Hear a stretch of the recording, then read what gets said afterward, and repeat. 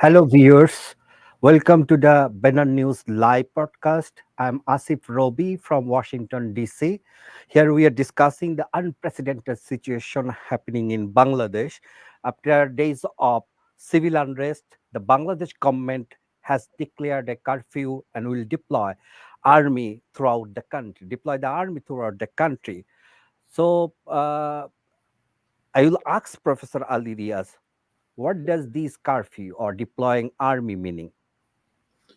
Imposition of curfew is means that basically at this point, until the curfew is lifted, this gives the legal cover to firing upon individuals.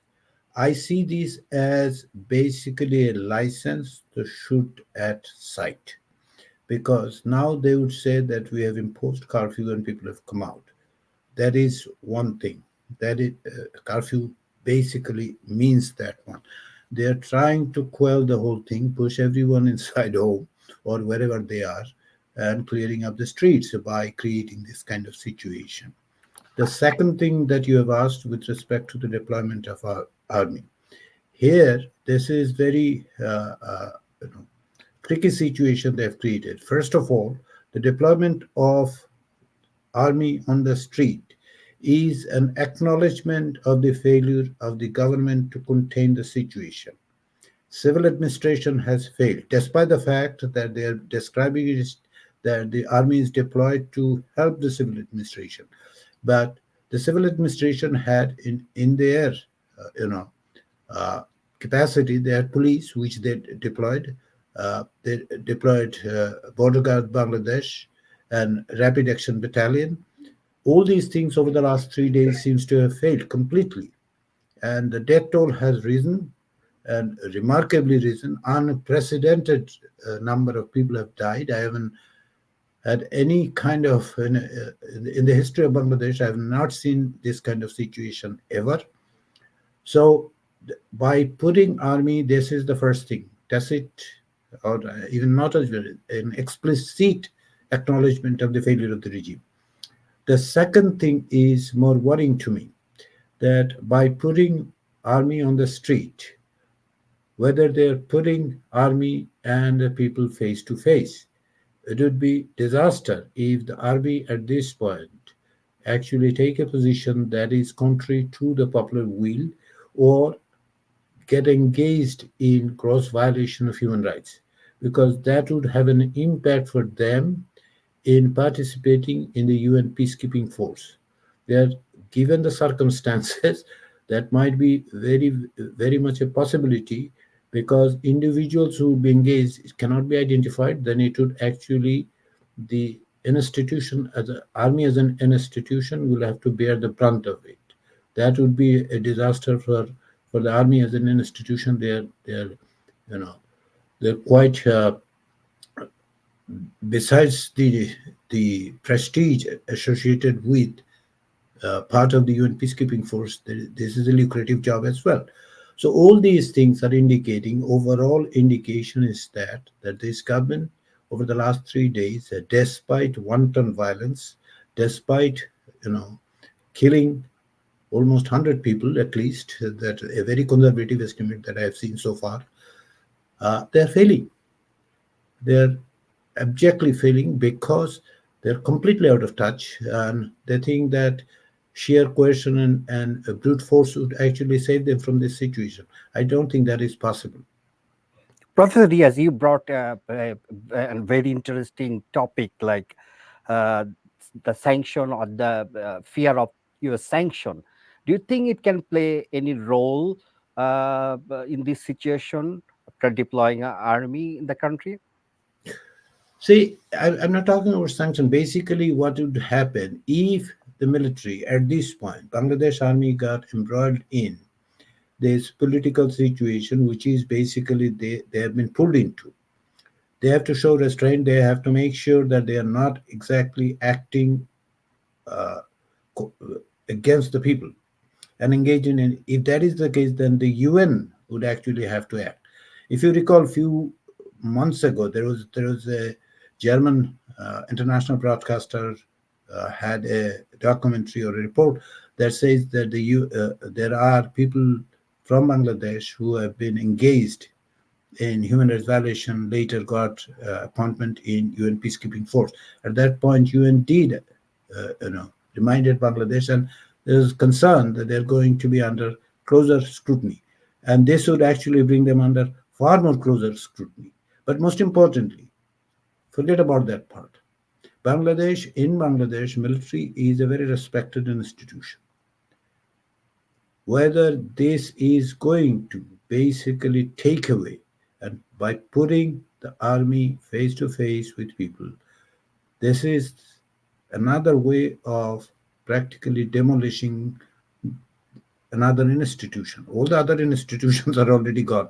Now the last institution perhaps is this. Is it on the line too? Okay, well, Professor Diaz, as we witnessed that for last few days, first police and then paramilitary, which is called BJP, they failed to control, the situation. Do you think army will be able to manage the situation, or vice versa, that the adamant protester they didn't listen to police or paramilitary? Do you think that?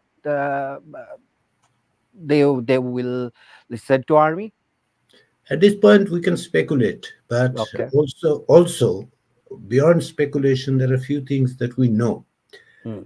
Even if I refrain from speculation or incite anybody, there are history of Bangladesh, not once, not twice. There are more than three instances where we have seen that people have defied curfew, and they did went onto the street, and at that point the military actually didn't do, or in some cases did very little.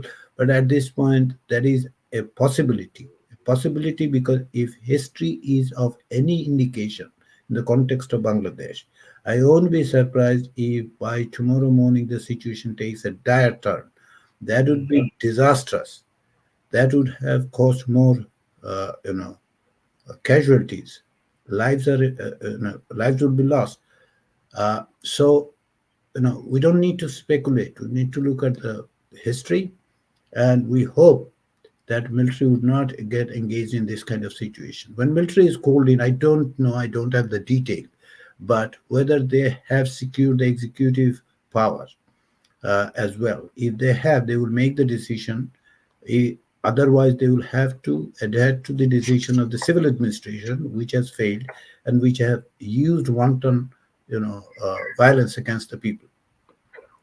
Well, slightly on a different topic, like you know about the prison break in Noshindi, where protesters stormed a jail and freed inmates before setting facility on fire. That is what the jail authority told our Benin News reporter, but we are not confirmed about the numbers yet. Uh, can you remember, Professor Ria, such incident happened before? Not to my knowledge, not to my recollection, that this at this scale. There have been smaller instances, but those are just sporadic incidents. A jailbreak thing seems to be 1971. It reminds me of 1971 in the sense that what I have read, that there are few instances in 1971 that the jailbreaking did take place at the height of the non-cooperation movement. Uh, there could have been instances that there are attempts, but Ravi, let me tell you why this is very worrisome development, very very worrisome development. Because number one, if the local administration cannot protect the jail, there are jail authorities, Mm, the jail guards, there are police in the city, and yet this has happened. That means the entire control over the situation is not with the civil administration anymore. mm. If this is repeated elsewhere, I hope it don't. That would mean that a pretty much, you know, an anarchic situation is looming on the horizon, basically. Okay, my last question. But before my last question, I want to ask our viewers, if you listen to this podcast, please leave comments in the comment section and your location so that we can understand our broadcast or internet range in our areas.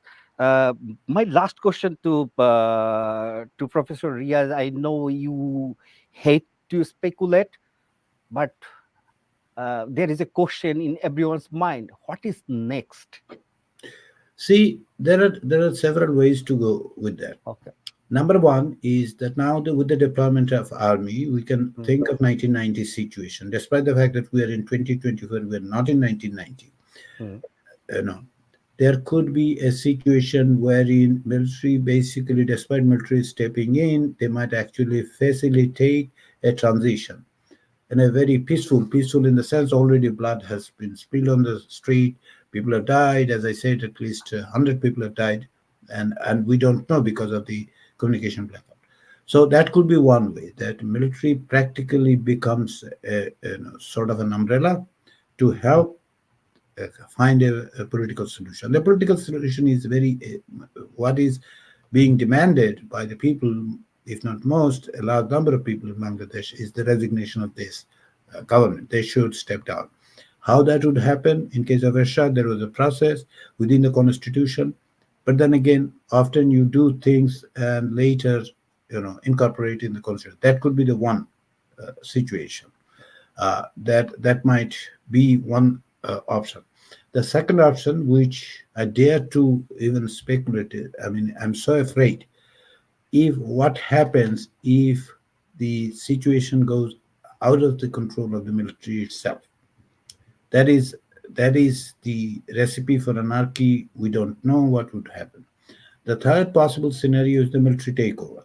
I'm not a supporter of any military takeover at any point.